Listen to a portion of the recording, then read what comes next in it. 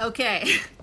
Hey. I was just asking my clients what questions they have so I can get on Facebook and answer a question. So this one came from Sonia, and she asked specifically, she said, during these times of craziness, what is the one thing you need to get out of clients that will give them peace of mind? So thing in regards to peace of mind, what I just write there is like, what's the number one thing that's going to create raving fan clients or raving fan prospects, right? If they're raving fan prospects, obviously they're going to become clients. They're going to want to work with you. They're going to want to stay with you. If you have clients already, if they're raving fans, they're going to want to continue to work with you forever, right? So what is the number one thing that you need? The number one thing you need to get out of them is actually leverage.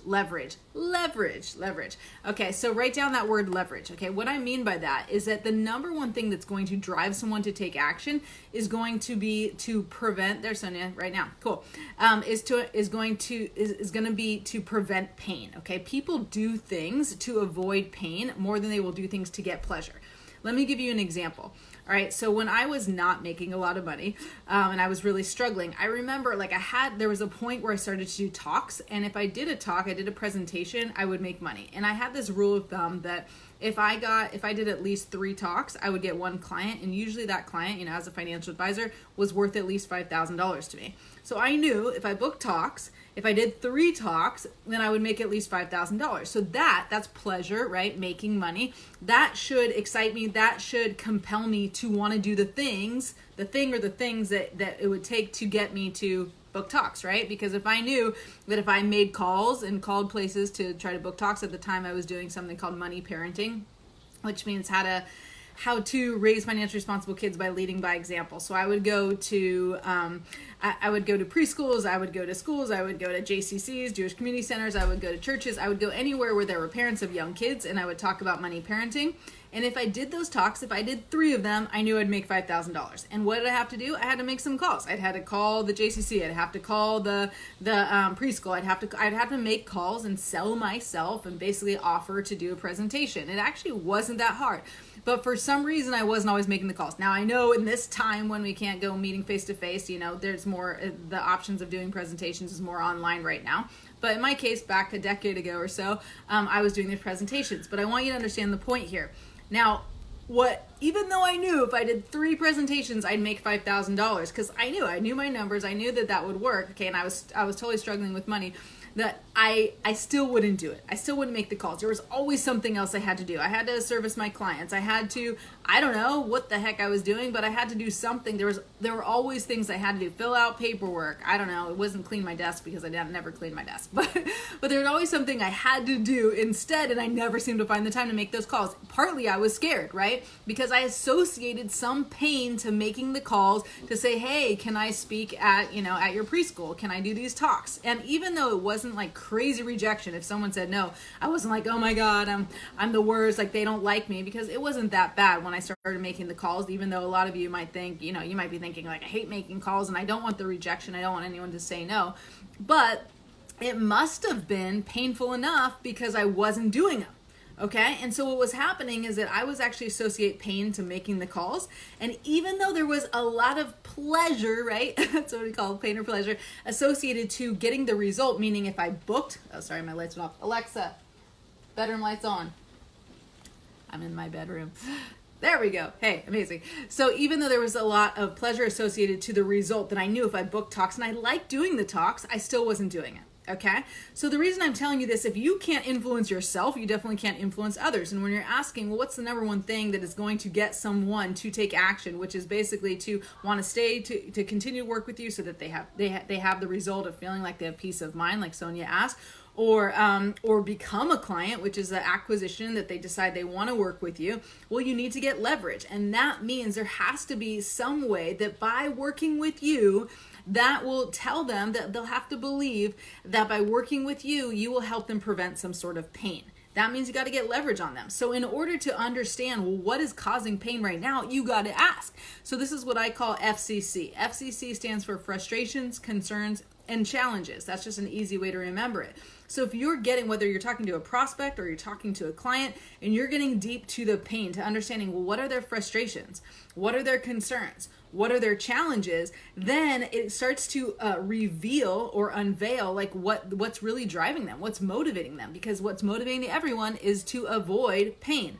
Okay, so if you can understand the pain that they're associating to whatever, so like maybe they haven't really thought about it, but when you start asking them their concerns, they're concerned that they're not going to be able to continue to have the same lifestyle if they don't save enough money, okay? But maybe they haven't thought about that. Or maybe they're concerned if you really ask them and you dig deep and you get leverage on them that, oh my gosh, they'll have to sell their home that they absolutely love if they don't start doing the things that you're going to help them with, right? Or maybe they'll realize, let's say they don't have insurance or something, that, oh, God forbid, if something happened to them, whether it was, obviously death would be the worst, but even if they had some sort of disease, if they don't do something now and they found out they had even skin cancer, the rates are going to go up. Well, that's painful to them to have to pay more. So that's getting leverage on them so that they see, oh my gosh, if I don't work with you, if I don't do this now, then there's going to be some more pain that I'm experiencing now.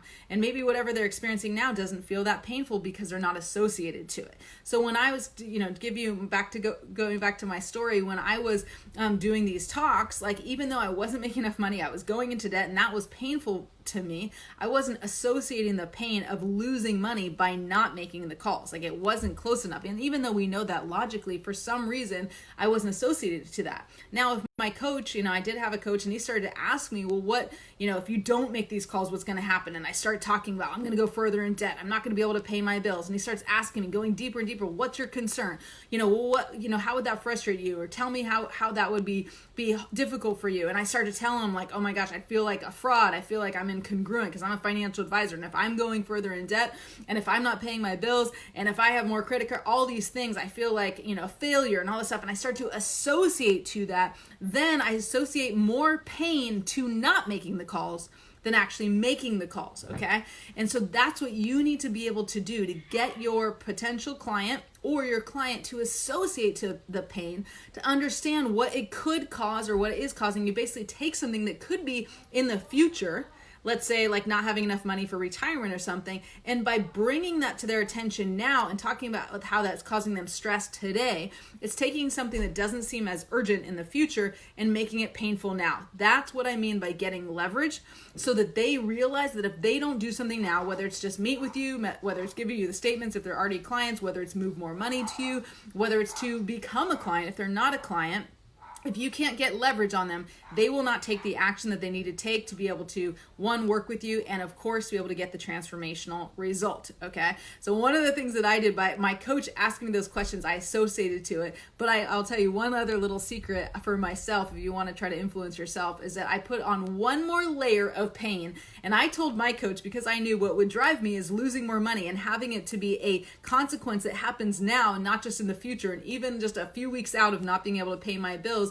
didn't feel as urgent to me. So I told my coach, I said, Jeff, if I don't make these calls in order to book talks, I'm gonna have a consequence, and I'm gonna pay you more money. And trust me, I didn't have enough money. Barely, I actually was going in debt just to pay him, and so that was a huge consequence for me. But I made it painful that if I didn't make those calls and I didn't do what I had to do in order to get the pleasure, get the actual clients, then I would have pain now and have to pay him more money. Okay, so that's a little trick that I sometimes tell my clients is come up with a consequence that is more painful and actually than what you are experiencing right now, meaning like that you associate to doing something like these calls. So this is going to help you, number one, drive yourself into action by creating a consequence that seems more painful than the thing that you have to do that seems maybe a little bit painful. And the second thing is how you do this with clients is that you got to get leverage on them. So don't be afraid to ask them the hard questions. Don't be afraid to dig deep to find out what's frustrating them. Don't be afraid to take something that seems like a future problem, not having enough money in 20 years or 10 years or 5 years, and bringing that to their attention that feels painful now. Don't be afraid to ask them those difficult questions, because what that's going to do, that's going to get leverage to get them to take action now, today. That's going to create urgency, even in this crazy environment, even when there's so much uncertainty, even when there's all this fear. That's going to create the urgency now that if they don't take action now, it will be painful today let's say because they'll be stressed, because they'll have more concerns, because they'll know that they won't be able to reach their goals. That brings the urgency to today, okay? And then that will drive them to action so that they can get the result they want, which may be, like Sonia asked, maybe peace of mind, maybe freedom, maybe flexibility, maybe, having everything they want, okay? So hope that was helpful today. Great question, Sonia. Thank you for being here and helping me with that question. I will see you next week. I'll be here live every Wednesday. Bye.